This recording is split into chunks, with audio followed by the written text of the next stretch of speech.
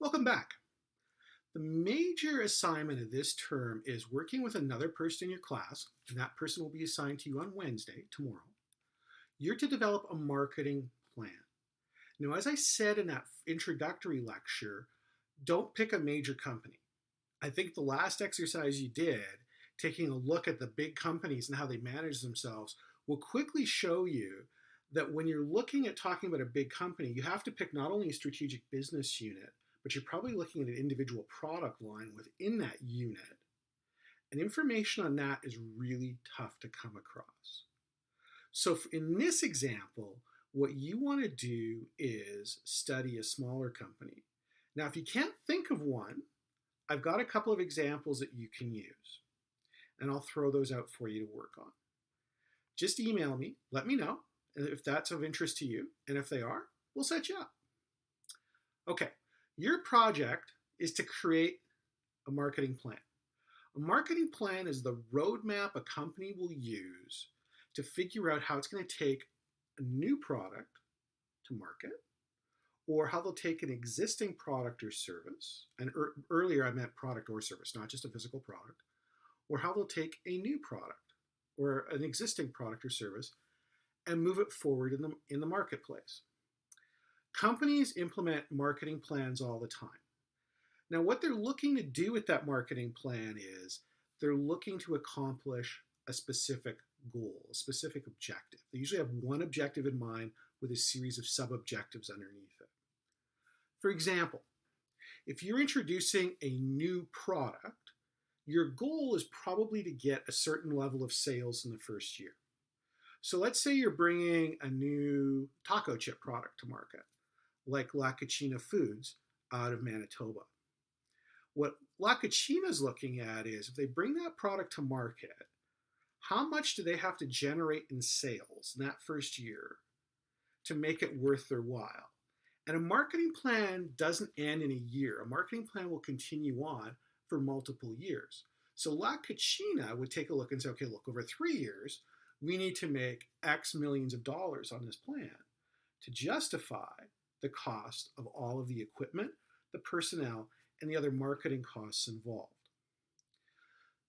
In this case, La Cucina is going to start by taking a look at the market, and that's what you're going to do. So if you take a look, your marketing plan begins with a look at the market, and we call that a SWOT analysis. SWOT is short for strengths, weaknesses, opportunities, and threats. Let's start with the strengths and the weaknesses.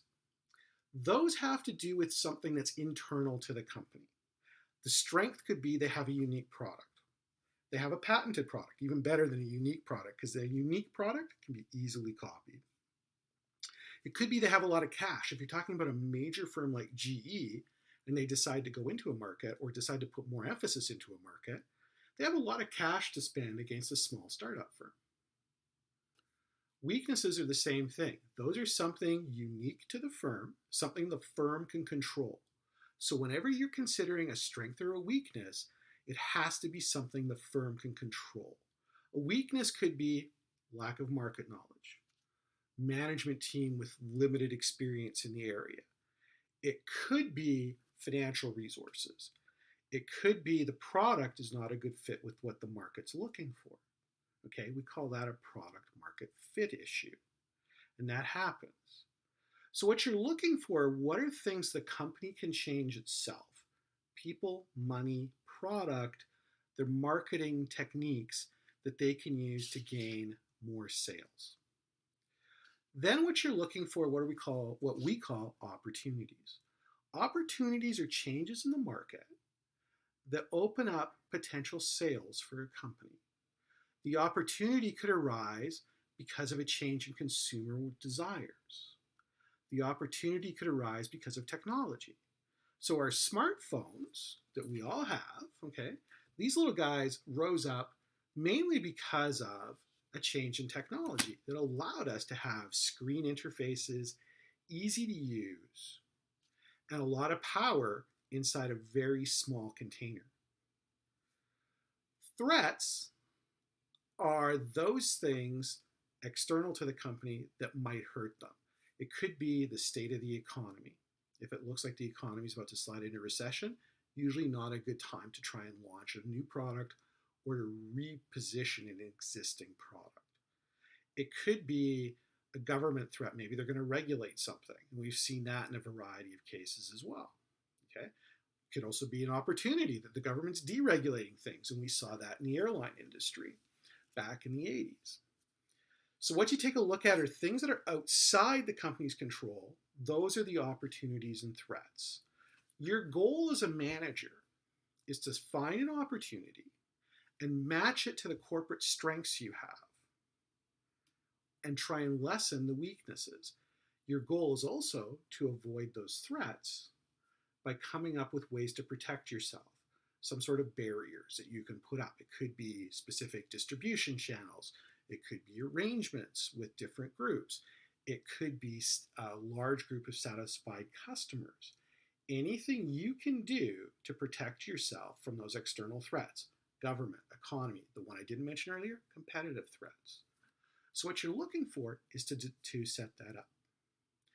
Now, once you've figured out where you want to go and what the opportunity you want to take, your next thing is you need to set an objective. Now, earlier I mentioned bringing La Cocina into the marketplace because Mexican food, we're still seeing an increase. We're also seeing people want gluten-free food, and guess what? Corn tortillas, gluten-free. So now what we need to do is we need to bring that new product to market. So we need to set an objective. Now our objective is probably a sales objective, as I talked about earlier. We want to sell X number of units at Y dollars over the course of the first year, second year, third year. And that'll give us the kind of return we need to justify going into the marketplace. Now, in order to get those sales, we need to set a series of sub-objectives. Because right now, I bet you nobody who's listening to me has ever heard of La Cocina. So the first thing we need to do is make people aware of the product. Then what we need to do is we need to figure out, once people are aware of the product, we need to get them interested in the product, which means we have to show some sort of comparison to the existing products on the market that are produced by Hostess, Frito-Lay, and other parties. Once we've done that, we need to show them why we're giving them a better value for the money. Well, that comes down to the way we position the benefits we provide. Could be our price point, could be our flavor, could be the size of our package. It could be the flexibility of our product versus other products. Whatever it is, that's our strength. We need to position that in a way that consumers will want to buy it and buy it over the competitive brands. Well, each one of those will have its own little objective. So if we set a sales objective of $1 million in the first year, which is very aggressive, by the way, we set a $1 million sales target. We could say to get that $1 million sales target, we need 60% of the market to be aware of it. Now, 60% of what market? Well, let's say we want to introduce it into the North Dakota market. So we say 60% of North Dakota consumers who are thinking of buying a tortilla chip have to be aware we exist. And then of that market, we've got to find out how many of them want us over the competition. So we have to find out a preference. So we'll set a target for preference. So we'll say we need to be preferred by 80% of the consumers in a taste test, like the old Pepsi taste test, right? So now what we've done is we've set up our overall market objective, and then we set up these sub-objectives that we're going to target. And we've made sure that they're numbers that we can measure so that we know if we're not hitting our targets. So that's the second part, is set our objectives. The third thing we need to do is establish the marketing strategy. How are we going to get to those numbers? Well, to do that, we use the 4 Ps. We use the product, the price, the place, and the promotion. In the product, we're going to talk about how we position against the competition on key attributes, key features, actually not features, key benefits consumers buy on, because consumers always buy on benefits, never on features. We sell features, but it's the benefit that the consumer wants. The second thing we can take a look at is the price. How much do we want to charge for them? Well, we can go and sample consumers. That's one way to figure out a price. We can take a look at our cost and mark it up from there. That's another one. Or we can do a competitive assessment, find out what the competitors are charging. If that works for us, we can use it.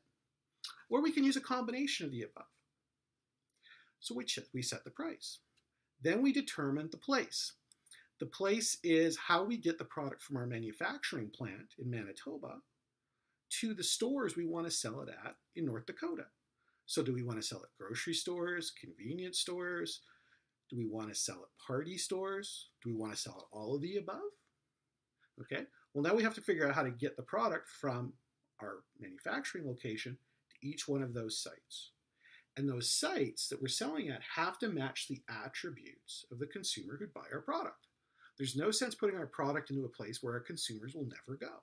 It makes no sense. Okay, then we do the promotion. Now the promotion can be a variety of online, old school promotions like billboards that get the consumer's attention, transmit the information so that we get across all those points that we were looking at. How do we position? Where do you find us? What are we better at? How do our benefits that we provide better than the competition? So as we go through, we've got all of these things coming up. That's your marketing mix. Once we have that, we implement it. We start the plan. While the plan's going on, things are happening. And plans never go according to schedule. Never. So what we have are what are called key performance indicators. And key performance indicators are things that we look at that kind of tell us if we're on track or not. Think of them like the proverbial canary in the coal mine. When they used to stick canaries in the coal mine in order to find out when the oxygen level was too low so that the workers didn't die. We're going to do the same thing, but with marketing. So one of the things we said is we want 60% of the people to be aware we exist. Now we could wait to the end of the period to get that, but that's too long. And we could be bankrupt by that time. So we want to do it earlier. So we'd set up a series of steps that we'd look at to see where our awareness is. We might say after month 2, we want to be at 10% awareness. And here's how we're going to get there using promotion. Okay. By the end of month 6, we want to be at 40%. And here's how we're going to do it. Now, what we want to look at is if we're not hitting those targets, what can we do to correct it? So we'd look and see, we're not hitting a target, we'd figure out why, and then we go back to the product, the price, the place, and the promotion to see what we can change to get back on track. So that's the KPI piece. The mission statement begins everything, and that tells you what business you're in. And that's critical because that helps define who you are and what you are. So take a look. Go back to those 3 companies that you took a look at for the last assignment. Take a look at their mission statement. You should be able to find it somewhere because most companies make their mission statement public. That'll tell you how they see themselves. Now for conglomerates, there'll be grandiose kind of statements. You know, GE is something like, we bring good things to life. That's an old advertising tagline, but we bring good things to light, I think was actually the tagline. But they probably got something similar to that in their mission statement. What I want you to do is, for those big companies, go and find the mission statement. Put that on a discussion thread and discuss that. That's it for today.